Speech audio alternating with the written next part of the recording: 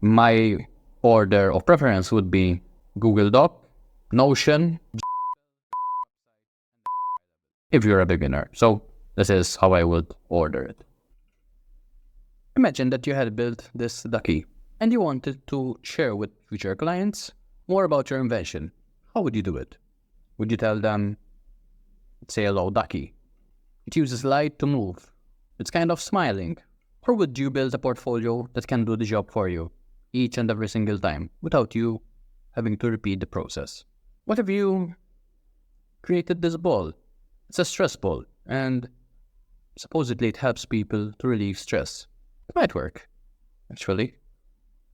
Again, how do you create something that you can share with clients and tell them exactly what you can do for them? A portfolio will help you do just that. And in this video, I'm going to show you how to build a portfolio as a freelancer to help you get more clients. More specifically, the clients that you want to work with, not just any clients out there, which is a very important distinction. Let's get right into it. A portfolio is critical for success. It serves as your online resume, showcases your skills, your experiences, and your previous work to potential clients. A well-crafted portfolio can help you stand out from the competition and attract more job opportunities. Sounds like it's a win situation for me. So how do you actually build a client portfolio? First of all, there are a series of questions that you need to answer, and by doing so, you'll be able to know exactly what to include in your portfolio. If you just get started without thinking about these questions, you'll quickly get lost. You'll leave out the important details and you'll include things that might be repeated, and that is no bueno. So the first thing you need to understand is your current situation, because this will be shared with the clients through your portfolio. Specifically, you need to understand 4 different things. Number 1 is your employment status. Very easy. Can you offer full-time hours to clients? Can you offer part-time hours? Are you a student, so you have less time? You're still learning. These are all important considerations. Number 2 is, as a result of your employment status, how much time for freelancing do you have? How many hours can you realistically dedicate to freelance clients every single week? Number 3 is your financial goals. Do you want to supplement your income? Do you want to have a full-time income? These are important considerations because they will also determine the type of clients that you will ultimately get. And finally is your experience level. Do you have a lot of experience? Do you have a proven track record? Or are you still in the beginning phases and you're looking for a job that allows you to learn as you do it? Next, there are some questions that help you assess your skills and expertise. Number 1, primary freelance skills. What are the primary skills that you bring to the table and that you want to offer as a freelancer? In my case, I started by offering content writing. As a freelancer, there's a lot of different opportunities, a lot of different skills that you can offer, but you need to decide what your primary skill will be. There are also complementary skills. If you are a graphic designer, you might also do thumbnail creation. If you are a content writer, you might also do social media posts. So these are the skills that go together with the primary ones and can help you add more value, better value to the clients. Next, and this can be an internal rating, is how do you rate your proficiency in each skill on a scale of 1 to 10? The higher the skill, obviously the better it is, but you need to be honest at this stage. If you're still learning a particular skill, don't rate yourself as a 10 out of 10. But at the same time, do not rate yourself as a 5 if you know pretty much everything about one particular skill. Here, getting feedback from others might be very useful, so they can see whatever the rating or the real rating is objectively. Except think about formal training and awards. If you've received certifications, trainings, awards for a particular skill, this is where you list down these elements because you will be including them in your portfolio. And finally, past work feedback. Do you have testimonials? Do you have written feedback? Do you have anything that you can use to show future clients what past clients have said about you? Next, we dive deeper into your goals. Short-term goals, long-term goals, specialization, deal clients and projects, and income aspirations. So these are your short to long-term goals and everything that falls within that timeline. Next is your preferences and work styles. Number 1, work environment. Do you love working at home in a quiet environment, or do you prefer to go to a coffee shop where there's people moving around, where you can look out of a window as people are passing by and you're doing your work? For me, it's a bit of a mix of both. There are times where I really want to focus, so I love working from my home office. There are other times when I need that movement, that action of people around. At the same time, I'm always with my headphones, so it's kind of a strange combination, but it is what works for me. Next up is communication preferences. Do you prefer emailing clients? Do you prefer phone calls, video calls, texting? These are important things that you should know. They will determine how you will phrase your portfolio, and ultimately, it will also set the right client expectations. Next is the working hours or schedule. So, are you a person that loves communicating with clients in the morning, in the evening? And how does that affect your working hours? Some people love having a blocked number of hours in the morning where there is no communication, and then they leave their meetings to the afternoon. For others, it's the other way around. So knowing what your preferred working style and working hours are is very important. And finally, stress management. How do you handle stress and tight deadlines? As a freelancer, there will be times where you will need to work over and above the expected working hours. You need to hit deadlines, you need to get work done, you need to hit quality work, and this means that your stress levels will be higher than normal. At the same time, you need to know how you will be able to manage this. If you don't, you will become overwhelmed, and this is no good to anyone. Next up are your resources. So, number one, what are your current tools and resources? What tools can assist you in terms of software, hardware, networks? What are the needed investments? Are you willing to invest in additional tools, courses, software, hardware to make the job easier for yourself and to help you produce a better output? And finally, support system. Do you have a support system or network that can provide advice or mentorship? Having people that are ahead of you, that have gotten to where you want to go, will make it easier, will allow you to avoid the mistakes that you would make otherwise, and help make hitting your goals easier. If you don't have the support system in place, it's a good idea to seek out the people that can help. Next is personal development and growth, and this is a big part of your portfolio. When clients say that you have a growth mentality, that you want to get better, that 1% every single day, the Kaizen mentality, that constant never-ending improvement, it is something that they can get behind because they figure that if you are getting better, so is the quality of the work that you are creating. When you start out, it's virtually impossible not to have an output that is so-and-so. As you get better, if you have that let's get better mentality, you will improve in your output. And this is something that you can demonstrate in your portfolio. Number two is investment in learning. Are you willing to invest your time, your money into training, courses, things that make getting better easier? And industry trends. Staying ahead of trends, staying on top of them is very important. You can't expect to do the things that worked a few years ago or even a few months ago and stay on top of things. You need to not just produce content, even though that is a big part of your day as a freelancer, but you need to also consume the right information to allow you to stay on top of trends, on top of things, to stay current. And finally, we have the expectations and setting them right for both yourself and for the client. So, what are your expectations from freelancing? Are they realistic given your current situation and market demand? Some people want to get paid top dollars when their skill level is at the very bottom, which is unrealistic. In that case, it makes sense to align expectations for yourself and for clients. You can either get paid to learn, you already have the skills and can get paid top dollars for them. But being realistic is something that is important for you and will come out as you deal with clients, as you produce your work. So I believe it is better to be open and honest about your skill level and the output that the skill level will lead to. Number two, measuring success. So how will you measure success in your freelancing journey? Is it about money? Is it about the number of clients? What does success mean to you? And finally is the contingency plan.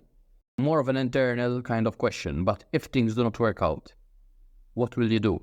Sometimes I feel that it's better to burn your bridges, to know that this is what I will do, and I will keep doing it until it works. For others, they need to have a plan B.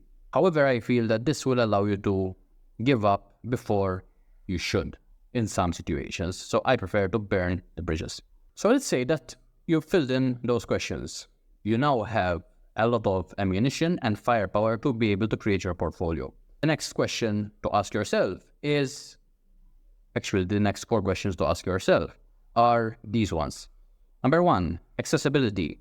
How easy will it be for clients to access your portfolio?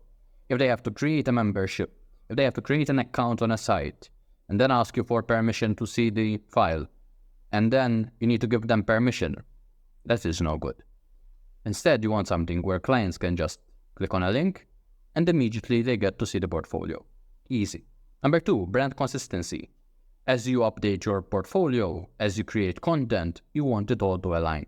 And having a tool that allows you to do this in terms of colors, voice, content is very important. Number 3, updates. Again, one guy mentioned, how easy is it to update your portfolio as you add more clients, as you get more experience? Another important consideration. Number 4 is creation. So I left the best for last. How easy will it be to build? Everything else comes secondary. The number 1 thing you should be focusing on right now is it easy to build your portfolio? Can you do it in a few hours? Or will it take you weeks or even months to get something live? If that's the case, you need to go back to square one. So here are 5 different ways that you can build your portfolio.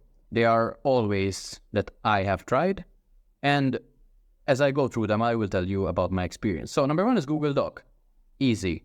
Create a document, you format it, you set the permission to public, and you get your link. You can share that link, people can view it, easy. The pro is that you can get set up very quickly. The con is that for some, in some specific industries, it might not look very professional. However, I've seen people that sell courses in the hundreds of dollars that use a Google Doc. And I don't think there's anything wrong with that, especially as you are starting out. So if you just want a quick and dirty solution, Google Docs it is. Number 2 is go high level. It's a marketing powerhouse. There's a lot to it. It has a big learning curve. So I wouldn't suggest it if you are just starting out, because there's a lot to it. At the same time, the automations and the marketing aspects of it make it a very potent tool.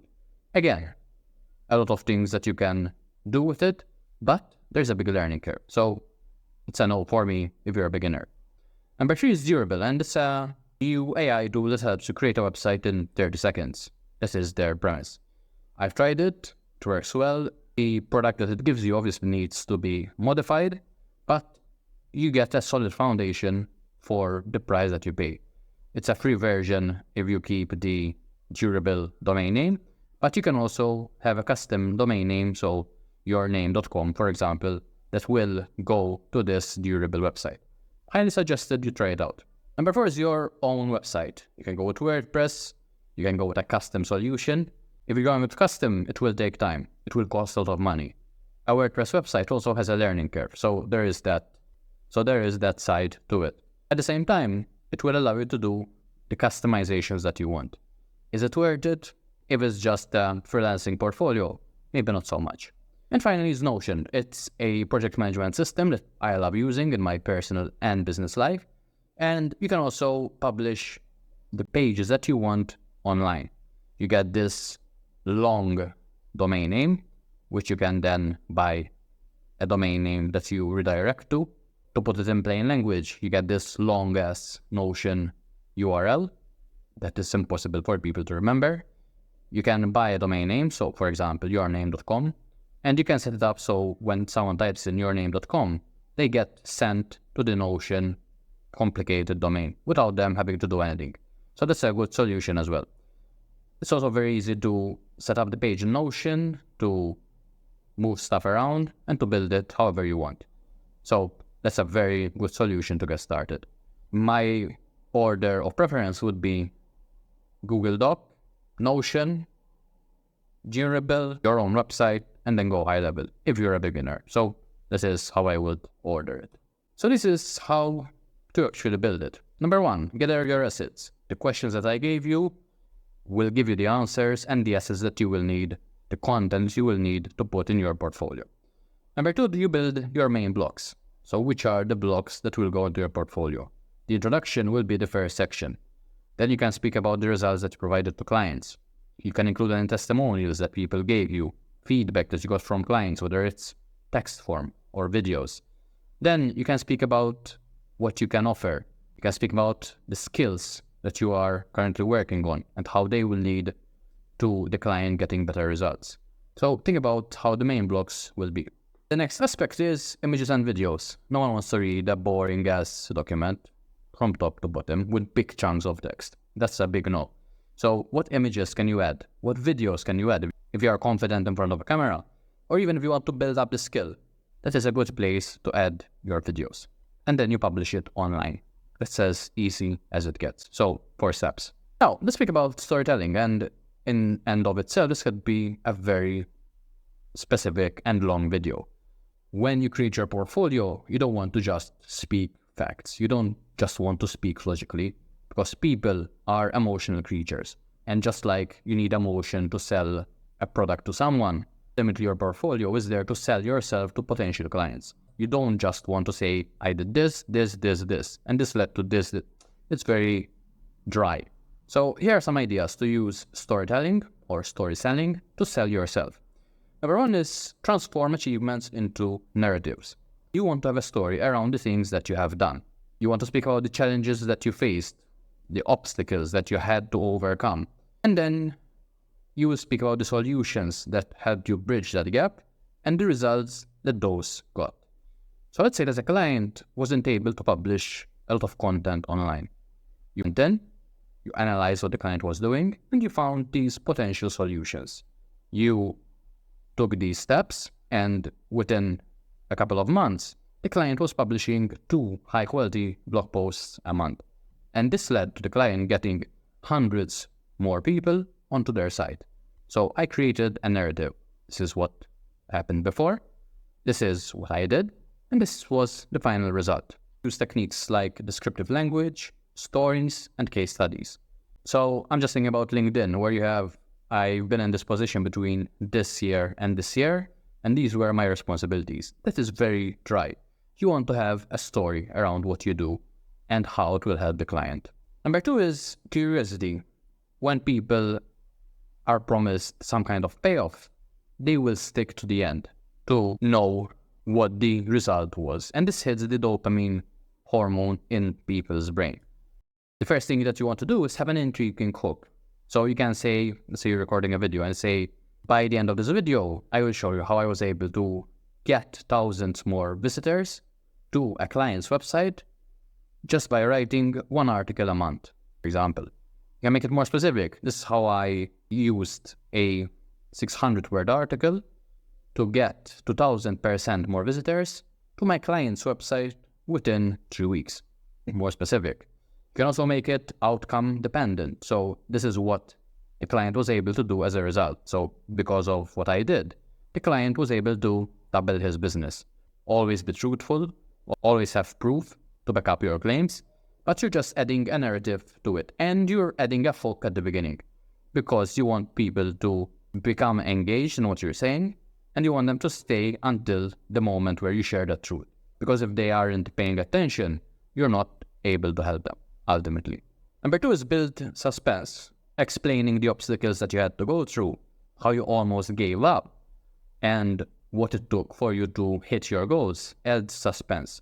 It's just like you're watching a movie, and you're at the edge of your seat. You don't know what's going to happen. You don't know if the main character is going to be killed. Maybe. So adding that suspense into your stories will get people to pay attention. And attention is a very important currency. And finally is cliffhangers.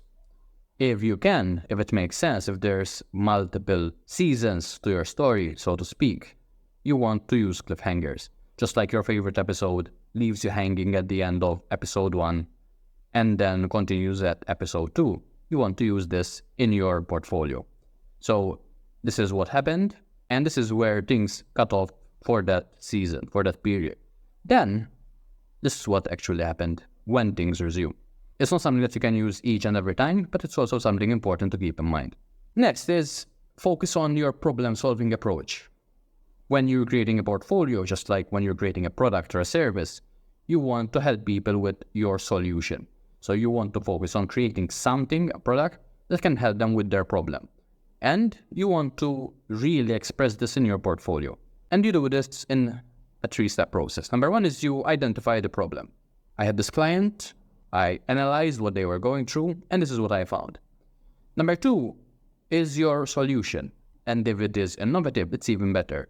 They had tried this before, but nothing seemed to be working. So I took those ideas, I combined them together, I removed something from them, I thought outside the box, I made it more efficient. There's a lot of things that you can do to create valuable solutions. And then I implemented it, and this is the final result. Quantify your impact. This is already something that I touched on before, but if you can use data and metrics, so this is where the logical part comes in. You showcase that there was increase in sales, and you show how that impacted the client's bottom line. That is where the logical part of the brain can go to rest, can be satisfied. Because you're not only telling the story, but you're also showing and you're quantifying the impact, which is important in business and in life. So this is what I did, and these were the actual numbers. These were the actual results. And finally is keep it concise and relevant. You don't want to keep going on and on and on with something that is not relevant to the reader. While people have short attention spans, the problem is that your story, your portfolio might be too boring. If someone is finding something interesting, they will stick around. But you don't want to go too long and lose them as a result. So keep it concise, make it impactful, make it tailored to their specific need. If I'm speaking about freelance writing, I'm probably going to be sending that portfolio to clients that want the same or similar services. I'm not going to be sending that portfolio to someone that wants development work, right? So make it relevant to them. And be clear and concise. The narrative has to be easy to follow and digest. You don't want to have this complicated storyline that people tune out. Finally, I just want to speak about what you can share along with your portfolio. And this will make a great portfolio even better. So let's say that you have this amazing portfolio. You send it to clients and it almost sells you just by itself. If you can combine that with some kind of results in advance where you share something that the client can use, no strings attached, that is when you get the most impact. Let's say you're sending your portfolio to a client that is interested in getting some writing done because they want to get more traffic to their website, right? If you can combine that with something that they are lacking, let's say that they are generally speaking about digital marketing, but they don't really speak about SEO and Google updates in the last few months. And let's say that you want to really leave an impression. So you not only send them your portfolio, which has all the sections and stories and data that we spoke about before, but you also create a short article that can show the clients what you can do specifically for them. Combining those two together will share your expertise and show the client that you can actually cater to their needs. And then you can also say that this and similar kind of work will lead to them getting specific results. So making it specific along with the general portfolio will be a really magical cocktail. Having a well-structured and balanced portfolio is important. It's not the case that you can just send a quick message and clients will be jumping on top of each other to work with you. A portfolio is there to sell you as a freelancer and share with clients what you can do for them. Combine that with some type of results in advance, and you will be well on your way to hitting your freelancing goals. I hope you found this video useful. If you did, hit the like and subscribe button. And at the same time, there's also a link in the description that gives you a checklist that can help you get started with your freelancing career. So check that out down below, and I'll see you in the next video.